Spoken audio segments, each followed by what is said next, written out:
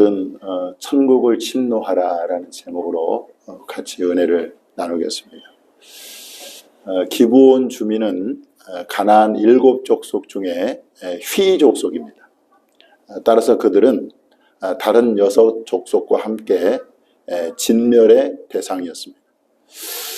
그들의 운명은 이미 멸망이 결정되어 있었습니다. 그러니까 이제 하나님은 그들과는 화친이나 또 조약을 맺지 말라고 분명히 말을 했죠. 그리고 반드시 진멸하라고 그렇게 명령을 했습니다. 왜냐하면 이 7 족속은요, 노아 홍수 때 죄악이 가득한 것처럼 이 가나안 7 족속도 죄악이 가득 찼기 때문에 하나님께서 반드시 살려두지 말고 진멸하라 그렇게 말씀을 하셨습니다. 그런데 그 7 족속의 족속 중에 하나는 히위 족속, 이 기브온 주민이 살아남았습니다. 왜냐하면 이스라엘 백성들을 속이고 살리리라는 그 조약을 맺었기 때문에 그렇습니다. 그래서 이제 그들은 뭘 하냐면 하나님의 성전에서 나무를 패고 또 물을 기르는 그런 일을 하게 되었습니다. 자, 진멸의 대상인 이 기브온 주민이 죽지 않고 하나님의 성전에서 나무를 패고 물을 기르고 그 다음에 예배를 돕는 자가 되었다는 것은 그들이 하나님 그 이스라엘 백성들의 그 공동체에 편입되었다는 것을 의미하는 것입니다. 또 하나는 그들이 하나님의 나라에 참여하게 되었다는 것도 의미하게 되는 것입니다. 이런 기브온 주민의 일련의 과정은 오늘날 우리 성도들의 그 구원의 과정을 잘 보여준다고 할 수 있습니다. 자, 여러분들 기브온 주민들이 지금 처한 상황이 어떤 상황인가? 아까도 말씀드렸지만 그들은 휘 족속으로서 하나님께서 반드시 진멸해야 될 그런 족속으로 주님 말씀하고 있죠. 하나님은 모세에게 이 가나안 7 족속을 살려둘지 말고 반드시 죽이라고 그렇게 명령을 하셨습니다. 자, 신명기 20장 19절 17절 말씀 한번 읽어보겠습니다. 시작. 오직 내 하나님 여호와께서 내게 기업으로 주시는 이 민족들의 성읍에서는 호흡 있는 자는 하나도 살리지 말지니 곧 헷 족속과 아모리 족속과 가나안 족속과 브리스 족속과 휘 족속과 여부스 족속을 내가 진멸하되 내 하나님 여호와께서 내게 명령하신 대로 하라. 자, 휘 족속인 이 기브온 주민은 하나님의 진멸의 대상이 되었고 살지 못할 그런 민족이 되었습니다. 사실 이것은 모든 인간이 처한 상황이기도 합니다. 내비게이터 선교에서 나오는 그 전도 소책자가 있는데 거기 보면 이런 사진이 나와 있습니다. 한번 볼까요? 거기 보면 이렇게 나옵니다. 내비게이터 그 다리에와 전도 소책자에 나오는데 이 당신의 상태가 진단이 되어 있어요. 하나님은 우리 인간의 상태를 다음과 같이 보여주십니다. 그러면서 당신은 뭐예요? 죄인입니다. 그러면서 이제 관련 성구가 들어있죠. 모든 사람이 죄를 범하였음에 하나님의 영광에 이르지 못하더니 그랬습니다. 그래서 죄는 당신의 삶을 더럽히고 불행의 삶으로 몰아갑니다. 이렇게 나와 있고, 그 다음에 2번째, 당신은 심판을 받게 됩니다. 한 번 죽는 것은 사람에게 정해진 것이고 그 후에는 심판이 있으리니 말씀하고 있습니다. 하나님은 공의로우시기 때문에 당신의 죄를 묵과할 수 없기 때문입니다. 자, 3번째로는 형벌은 사망 곧 지옥입니다. 죄의 삭은 사망이요 하나님의 은사는 그래도 예수 우리 주 안에 있는 영생이니라 그랬습니다. 여기서 사망은 육체적 죽음뿐만 아니라 하나님으로부터 분리돼서 지옥에서 영원히 고통당하는 것을 의미합니다. 이게 이제 내비게이터 선교회의 그 다리예화에서 보는 전도 책자인데요. 오늘날 많은 사람들이 이렇게 자신이 그 처한 영적 상태가 이러함에도 불구하고 모르고 살고 있어요. 왜 그러냐면 누군가 그들의 상태를 전해주지 않았기 때문에 그렇습니다. 기브온 주민들도 마찬가지예요. 그들이 처한 상황을 그들은 전혀 모르고 매일매일 죄악 가운데서 먹고 또 마시고 삶을 즐기면서 우리에게는 아무 문제가 없다고 그렇게 하면서 살고 있었어요. 그런데 어느 날 누군가 그들에게 전해준 말이 있었습니다. 그들은 누군가에게 전해 들은 그 말을 들었어요. 여호수아가 이제 그 기브온 주민들을 소환을 해서 이제 물어봅니다. 왜 너희들이 나를 속였느냐, 우리를 속였느냐 할 때 그 기브온 주민들이 이렇게 대답을 합니다. 자, 우리 본문 24절을 한번 보겠습니다. 시작. 그들이 여호수아에게 대답하여 이르되 당신의 하나님 여호와께서 그의 종 모세에게 명령하사 이 땅을 다 당신들에게 주고 이 땅의 모든 주민을 당신들 앞에서 멸하라 하신 것이 당신들의 종들에게 분명히 들림으로 그랬어요. 자, 기브온 주민들이 자신들은 아무 문제 없다고 생각하고 자신들은 이제 편안하다고 생각하면서 그렇게 살았는데 여기 보니까 누군가가 너희들은 이제 진멸의 대상이다, 하나님의 진멸의 대상이다 이렇게 말해주어서 그것을 그들이 들은 거죠. 그래서요 여러분 전도가 왜 필요한가를 이게 여기서 알 수가 있습니다. 우리는 전도를 통해서 이 불신자들, 하나님을 믿지 않는 사람들이 그들이 지금 어떤 상태에 있는지, 영적으로 어떤 상태에 있는지, 얼마나 위험한 상태에 있는가를 알려줘야 한다는 것입니다. 그래서 그들이 지금 당신들은 죄인이고 그리고 하나님의 심판 아래 있고 그리고 당신들은 영원한 사망 가운데 처해 있습니다. 이게 누군가를 알려줘야 그들이 자신의 상태를 알고 회개하고 돌아올 것이 아니겠습니까? 그런데 이렇게 전도하는 사람이 없다 보니까 자들의 상태를 알지 못한 채 그저 아무 문제가 없는 것처럼 사람들은 잘 살아가고 있는 것이죠. 기브온 주민들은 자신들이 하나님의 진멸의 대상이라는 것을 듣고 어떻게 했습니까? 두려워 떨기 시작했습니다. 그래서 그들이 여호수아에게 이렇게 고백합니다. 자, 24절 하반절에 보니까 당신들로 말미암아 우리의 목숨을 잃을까 심히 두려워하여 이렇게 나와 있습니다. 우리의 목숨을 잃을까 심히 두려워했다. 여러분들 회개는 언제부터 시작됩니까?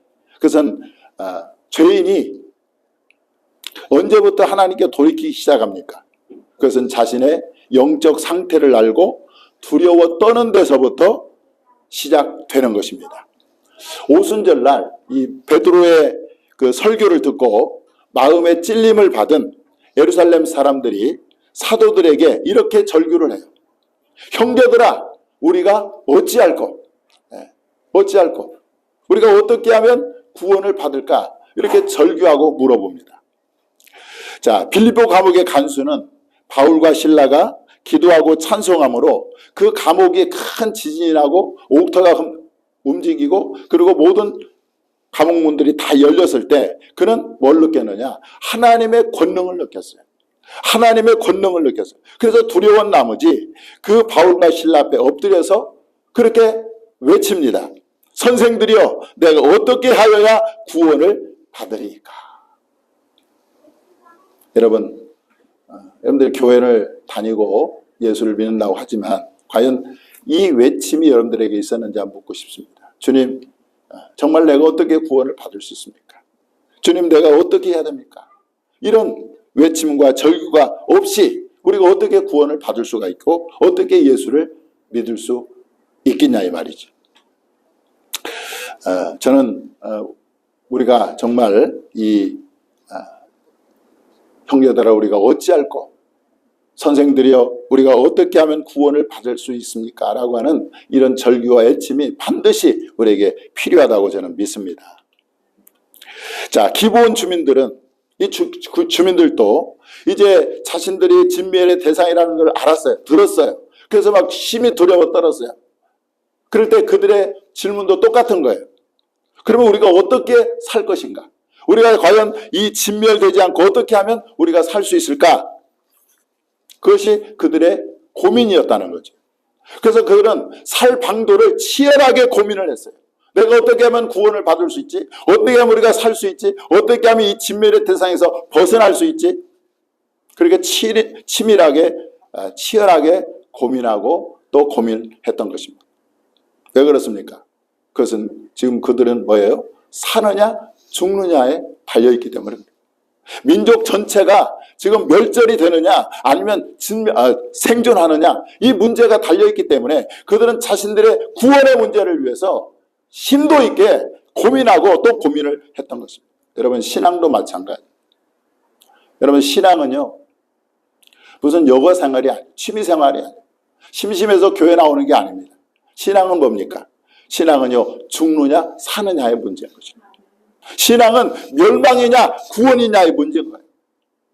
신앙은 영원한 지옥이냐 아니면 영원한 천국이냐의 문제인 것입니다. 여러분들 이 문제로 우리가 고민하지 않으면 과연 우리가 구원받을 수 있을까라는 생각인 거죠. 자, 이 기브온 주민들은요 자기들이 살 방도를 끊임없이 강구하고 또 고민한 나머지 한 가지 아이디어를 생각해냈어요. 그 아이디어가 뭡니까? 그 생각이 뭡니까? 그 방법이 뭡니까? 우리가 지난 시간에 살펴봤지만 먼 나라에서 온 것처럼 자들이 지금 인근에 살고 있지만 먼 나라에서 온 것처럼 꾸미고 그래서 옷도 해진 옷을 입고 또 해진 신발을 신고 또 다 그 곰팡이 난 떡을 가지고 여호수아와 족장들을 찾아와서 우리와 하친 맺자 그래가지고 감쪽같이 여호수아와 족장들을 속여서 그들과 조약을 맺지 않습니까? 살리리라는 조약을 맺지 않습니까? 자, 그런데 놀라운 것은 여러분 이 여호수아가 얼마나 영적으로 민감한 사람, 하나님과 깊은 교제 가운데 있는 사람이고 하나님의 음성을 직접 들어서 인도함을 받는 그런 영적 탁월한 지도자인데 이 여호수아가 그리고 족장들이 하나님께 묻지도 않고 그 기브온 주민들과 살리리라는 조약을 맺습니다. 이것은 실수일까요? 의도적일까요? 저는요 하나님께서 이 여호수아와 족장들이 속는 것을 하나님께서 허락하셨다고 믿습니다. 하나님이 허락하신 거예요. 왜냐하면 그것이 하나님 나라의 원리이기 때문에 그래요. 하나님 나라의 원리는 뭐냐? 여러분 성경에 보니까 이렇게 나옵니다. 마태복음 11장 12절 말씀 한번 읽어보겠습니다. 시작. 세례 요한의 때부터 지금까지 천국은 침노를 당하나니 침노하는 자는 빼앗느니라. 천국은 침노를 당한다는 거예요. 그래서 침노하는 자는 빼앗느니라 말씀하고 있습니다. 또 한 구절 더 보겠습니다. 마태복음 16장 16절 시작. 율법과 선지자는 요한의 때까지요 그 후부터는 하나님 나라의 복음이 전파되어 사람마다 거리로 침입하느니라. 사실 이 기브온 주민들은 이스라엘 백성들에게는 초대받지 않는 불청객들이에요. 이 사람들은 진멸의 대상이고 죽임을 당해야 될 마땅할 사람들인데 그들이 하나님 나라에 침공에 들어온 거예요. 침입해 들어온 것입니다. 사실 진짜 불청객인데도 불구하고 그들이 하나님을 침노에 들어오니까 어떻게 됩니까? 이스라엘 공동체와 하나님 나라에 받아들여지는 거예요. 그들이 받아들여져서 이스라엘 공동체의 일원이 되었고 하나님 나라, 성전에서 물을 깃고 나무를 패는 하나님 나라의 일원으로 그들이 받아들여진 거예요. 그게 왜 가능했죠? 그들이 뭘 어떻게 했기 때문에? 천국을 침노했기 때문에 가능한 것입니다. 그래서 예수님도 이렇게 말씀하셨어요. 자, 요한복음 6장 37절 같이 한번 읽어보겠습니다. 시작. 아버지께서 내게 주시는 자는 다 내게로 올 것이요 내게 오는 자는 내가 결코 내쫓지 아니하리라. 여러분 아무리 흉악한 죄를 졌다 할지라도 예수님께 나오는 사람은 주님은 결코 내쫓지 않는다 말씀합니다. 지금 기브온 주민이 진멸의 대상이고 죄인들이었지만 그들이 주님 앞에 나오는 그들을 내쫓지 않고 그들을 받아들인 것입니다. 할렐루야. 그래서 여러분 하나님의 나라는 침노하는 자의 것이에요. 침노하는 자. 여러분들 하나님의 나라를 침노할 수 있기를 바랍니다. 하나님의 나라를 얻기 위해서 우리는 힘써야 되는 거예요. 할렐루야. 자, 여러분 보세요. 이 기브온 사람들은요, 여호수아와 족장들을 속인 대가로 뭘 받았느냐? 저주를 받았죠. 저주. 오늘 본문의 23절에 나옵니다. 그 저주가 뭐냐? 그것은 대대로 종이 되는 거예요. 종. 대대로 종이 되는 거예요. 그리고 종이 되어가지고 성전에서 나무를 패고 물을 깃는 일을 하게 되는 것입니다. 자, 그런데 보세요. 제가 성경을 가만히 보니까 여러분들, 하나님의 나라에는 저주가 있어요, 없어요? 저주가 없어요. 근데 사실 표면적으로는 이 기브온 족속이 저주를 받았지만, 여호수아에게 저주를 받았지만, 근데 자세히 뜯어보니까 저주가 아닌 거예요. 왜 그런가 한번 보겠습니다. 자, 고라 자손은요, 이 성전을 너무 사모해가지고 이렇게 노래하고 있습니다. 자, 시편 84편 10절 말씀 한번 읽어보겠습니다. 시작. 주의 궁정에서의 한날이 다른 곳에서의 첫날보다 나은즉 악인의 장막에 사는 것보다 내 하나님의 성전 문지기로 있는 것이 좋사오니. 할렐루야.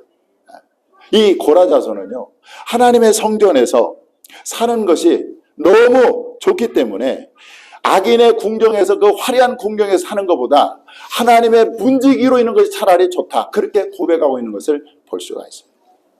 다윗은요, 다윗의 오직 한 가지 소원은, 그의 소원은 뭐냐면 평생에 하나님의 집에 살면서 하나님의 그 아름다움을 바라보면서 예배하는 거예요. 그것이 그의 유일한 소망이에요. 자, 시편 27편 4절 한번 보겠습니다. 시작. 내가 여호와께 바라는 한 가지 일, 그것을 구하리니 곧 내가 내 평생에 여호와의 집에 살면서 여호와의 아름다움을 바라보며 그의 성전에서 사모하는 그것이라. 고라 자손도 그렇고 다윗도 그렇고 하나님의 집에서 살면서 하나님께 예배하는 것이야말로 가장 큰 복이고 가장 자기들이 원하는 거라고 그렇게 고백하고 있는 것을 볼 수가 있어요. 그렇다면 여러분, 기브온 주민이 성전에서 나무를 패고 물을 기르면서 예배를 돕는 자가 되었다고 한다면 그게 어떻게 저주가 됩니까? 그것은 저주가 아니라 뭐예요? 축복 중에 축복인 거죠. 할렐루야. 하나님을 가까이 섬길 수 있는 기회가 그들에게 주어진 거예요. 그러면 여러분, 매주 주일날 교회 나와서 예배 드리는 것이, 여러분들, 이것이 엄청난 축복임을 믿으시기를 바랍니다. 자, 여러분들, 이 기브온 주민들은 이제 저주를 받았죠. 그리고 대대로 종이 되었습니다. 그리고 성전에서 허드렛 일을 하는 그런 대가를 치렀지만은 그 대신에 뭘 얻었느냐? 하나님 나라의 일원이 되었다는 거예요. 자, 그들이 치른 대가에 비해서 하나님의 나라를 얻었다고 한다면 여러분들, 그들이 치른 대가는 사실 아무것도 아닌 거죠. 네. 제가 무슨 말을 하려고 하냐면, 저와 여러분이 어떤 대가를 치르더라도 하나님의 나라를 소유해야 한다는 것입니다. 왜냐? 여러분들, 이 세상은요, 잠깐이에요. 그러나 하나님의 나라는 영원하기 때문에 그렇습니다. 그래서 성경은 하나님 나라의 가치에 대해서 이렇게 증거하고 있습니다. 자, 마태복음 13장 44절 한번 읽어보겠습니다. 시작. 천국은 마치 밭에 감추인 보화와 같으니 사람이 이를 발견한 후 숨겨두고 기뻐하며 돌아가서 자기의 모든 소유를 다 팔아 그 밭을 사느니라. 여러분, 하나님의 나라, 천국은 나의 모든 소유를 다 팔아서 살 만큼 가치가 있다고 오늘 말씀은 우리에게 가르쳐주고 있어요. 그래서 여러분, 우리가 하나님의 나라를 소유하기 위해서 내 인생 전체를 바쳐도 아깝지 않을 정도로 그 하나님의 나라는 가치가 있는 것입니다. 여러분들, 이것을 깨닫는 은혜가 있기를 주님의 이름으로 축원합니다. 이 기브온 주민들이 이제 가까운 곳에 살고 있는 사람들로서 여호수아와 이스라엘 족장들을 속였다는 것이 이제 금방 들통이 났어요. 사흘 만에 들통이 났어요. 그래서 이제 이스라엘 군대가 셋째 날 가서 보니까 자기들과 조약한 기브온 주민들이 거기에 있는 거예요.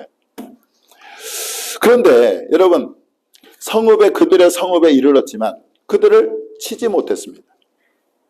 그로 인해서 백성들은 여호수아와 족장들을 원망을 했어요. 왜 우리가 당신들이 조약을 맺었기 때문에 우리가 지금 이 기브온 주민을 쳐야 되는데 못 친다. 그러면서 원망했지만은 여러분 아무리 원망해도요 이제 더 이상 이 기브온 주민을 죽일 수가 없는 거죠. 자, 19절 오늘 본문 읽어보겠습니다. 시작. 모든 족장이 온 회중에게 이르되 우리가 이스라엘의 하나님 여호와로 그들에게 맹세하였은즉 이제 그들을 건드리지 못하리라. 자, 이 기브온 주민들을 건드리지 못하게 한 것은 하나님의 맹세로 된 조약 때문에 그렇습니다. 이 조약 때문에 살려야 한다는 말씀이 오늘 본문 20절, 21절, 26절에 계속 나오고 있어요.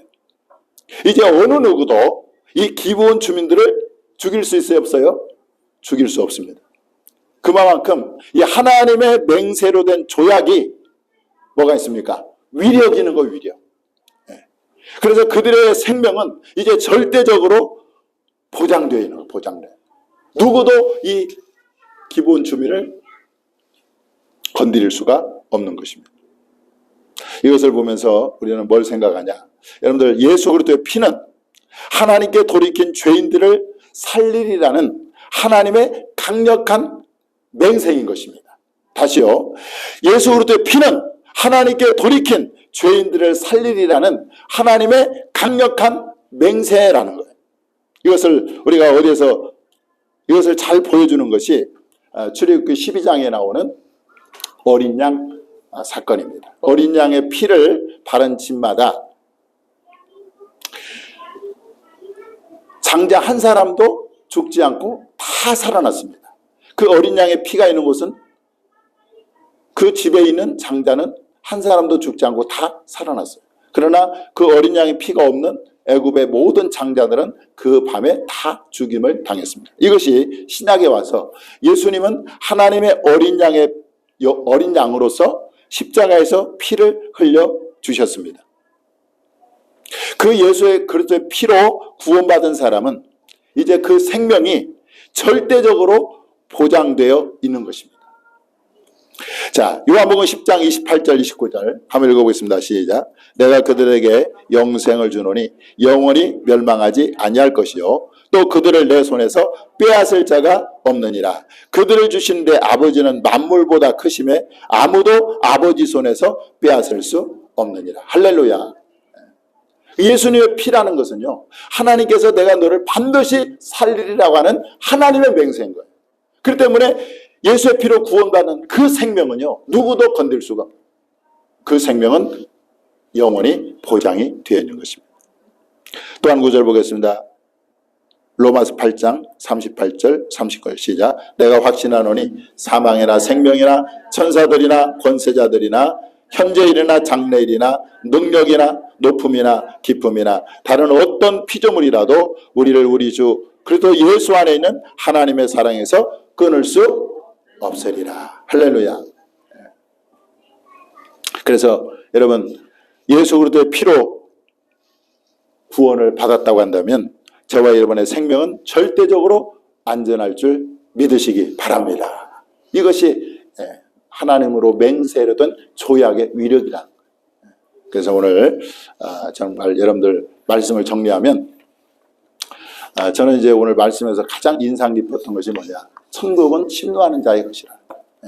기브온 주민들이 진멸의 대상이고 죽임 마땅히 죽어야 될 사람들이었지만 그들이 하나님 나라를 침노에 들어올 때에 그들은 이스라엘 공동체에 편입이 되었고 하나님 나라의 성전에서 일하는 하나님 나라의 시민으로 받아들였다는 사실을 기억하고 우리는 그 하나님 나라를 침노하는 자가 되어서 그 하나님 나라의 일원이 되는 우리 모두가 될 수 있기를 주님의 이름으로 축원합니다.